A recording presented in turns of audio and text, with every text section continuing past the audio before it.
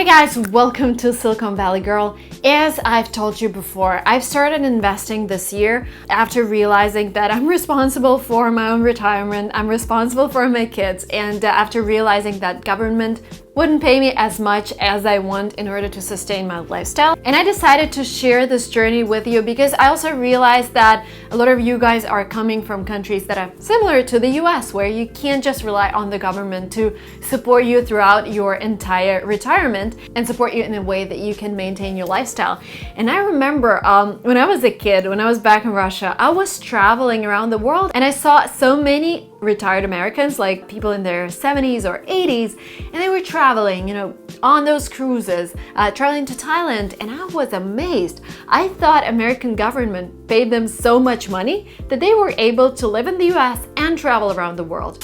After coming to the US, I started digging into this topic and I realized that your retirement funds are sourced by three sources of income. So first of all, it's Social Security, and on average, the average American is getting around $1,500 a month right now. And you can't just rely on this if you want to travel. So $1,500 the average, and I think the maximum is around $3,000. And the amount that you're getting from Social Security depends how much you've earned before. The second source is called 401k, and this is provided by your employer. And I talked to some guys who work for a huge corporation, and yes, they have this 401k plan. And it's not that they put this money into savings accounts. They invest them into stocks and shares, but if you work for a corporation, they have a manager who actually manages the whole portfolio for you. But if you're an entrepreneur like me or a sole proprietor, you don't have this 401k plan. And there is the third thing that a lot of Americans do. They invest themselves. All of my friends in San Francisco who are in their 30s, they have an account either with Robinhood or Webull. By the way, if you hit my links below, you're gonna get 2 free stocks from Webull or a free stock from Robinhood. I use both apps because Robinhood allows you to buy fractions of shares. Because for example, Amazon or Google shares, they cost over $1,000, and sometimes you don't have this money to invest, but you can buy a fraction of those shares through Robinhood. So all the links will be below. I realized that I have to take responsibility into my own hands, and savings accounts were great. They never were great. I used to have this Marcus savings account, which was 1.7%, and I told you about it in my last video. So now it's 1.05%. If we take into account the inflation, I am making less than 0.5%. And if we're talking about real inflation, because there is inflation that is a number that you can find on Google, but real inflation, you're actually losing money. And $10,000 that you have today, if you don't invest them, in 10 years, they're gonna be worth much less. And you don't want this to happen to your $10,000. I titled this video, How to Invest $100 in 2020.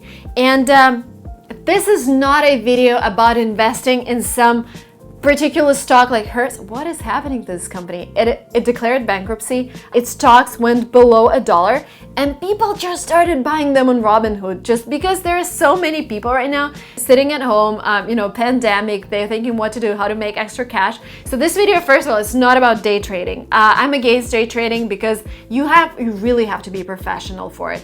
You have to analyze huge amounts of data. You need to be all in your stocks because things happen. There was a guy, my friends told me about him, who was making $30,000 every single day. And then in a day, he lost $500,000 and he stopped. There were suicides already because people just, because the market was growing and they thought they're going to be millionaires, billionaires, or whatever. So don't do it. This video is about developing a habit of investing. I'm not going to teach you how to make thousands out of $100. I want you to create your own portfolio, your ideal portfolio, and start investing in it. There are a couple of ways to create this allocation. So your portfolio should be a mix of assets that don't correlate with each other. So an example of a bad portfolio: if you buy United Airlines stocks, Lufthansa stocks, Expedia stocks, and this is all travel industry, and whenever something like coronavirus happens, the stocks just go down. You don't want this to happen to your portfolio. You want to have assets that are gonna balance out each other's fluctuations so that in general your portfolio just grows. Because if we look at the market in general in the past, 50, 70 years, it's just been growing. Yes, a lot of things happen in between. It goes up and down, up and down.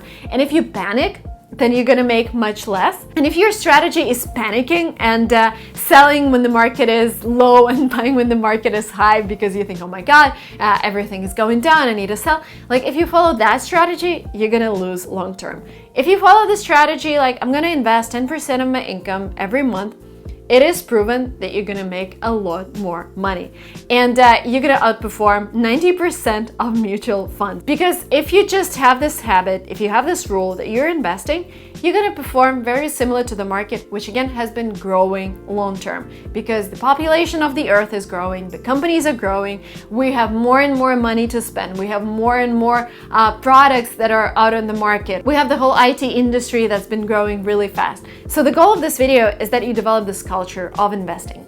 And I wanted to talk about a couple of portfolios that you can start forming with your $100. So first of all, your portfolio should be a mix of stocks, bonds, and sometimes people include gold. That's up to you. So stocks are considered high risk investment. They can grow as crazy, and we've seen stories about Tesla, and we know how Amazon grows. Bonds give you less returns, but they're less risky. And here, it's up to you to decide how much of a risk do you want to put into your portfolio. The rule of thumb is that the percentage of bonds that you have in your portfolio should be equal to your age. If I follow that rule, I'm 30 years old, I should have 30% of bonds in my portfolio and 70% of stocks. Because if I'm gonna retire in like 40 years, it's okay if my portfolio loses a lot in the next 5 years because maybe the market will go down, because I will have plenty of time to wait till the market goes up again. But if I'm 65 and I wanna retire in 5 years, I don't really have this time to wait for the market to go back up, and I need to be on a less riskier side, so I would invest like the majority of my money into bonds, and I would know that there won't be any magic growth in my portfolio, but I would know that I wouldn't lose the majority of it, and I will have some funds to retire with.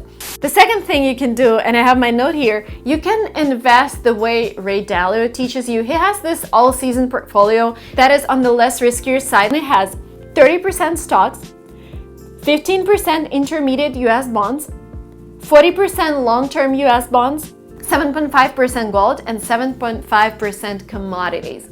So for example, if you decide to invest $100, tomorrow, you can already start buying things. So for example, there's an ETF called VGIT, Vanguard Intermediate Term Treasury Index, US Intermediate Bonds, and one ETF costs $70. So you can already start investing. In terms of stocks, so for example, you have $30 left. Let's go into my Webull account and see what I have here. For example, Snapchat, one share costs $23. I only have like 10 shares, but I already made $63, which is cool. So I am still building my portfolio. By the way, guys, let me know if you want to see my portfolio in the next video. Please comment down below. And I have so much information that I want to share. Please ask me questions in the comments. And again, I am still just starting out. I don't give any investment advice. I just want you to see what I do. I want you to learn from other people and decide for yourself whether you want to start investing, whether you want to be responsible for your retirement and preserve funds for yourself, for your family, for your kids. I'm going to leave all the links below. Free stocks if you sign up with Webull, free stocks if you sign up with Robinhood, links to the books that I'm reading. And yeah, I'm gonna be waiting for your comments. And the last but not the least, there will be so many people who would tell you, oh my God, don't invest, the market's gonna go down. And then there will be people, oh my God, sell right now, because the market is at its peak. There will be so many people telling you what to do, but I want you to remember, don't time the market. Have your own strategy, have your own understanding of asset allocation, and just invest consistently every month. I invest every month. I decided that every first, second, and third day of the month, I'm just calculating whatever I earned and spent, and then I'm gonna invest 10% of my income in different stocks, bonds, and I wanna do it every month because I wanna rebalance my portfolio every month, because sometimes stocks grow and then they make up a bigger proportion of your portfolio, and if I want to keep it to 70%, I would need to sell some stocks, invest in bonds, so I'm gonna be rebalancing the portfolio myself. I find this topic really exciting. I find it really interesting. And I feel great that I own part of amazing corporations all over the world. Thank you guys so much for watching this video up to the very end. I'm waiting for your comments. I am looking forward to talking to you in the comments. And I'm really looking forward to making my next video because again, as I mentioned, I love this topic. See you soon.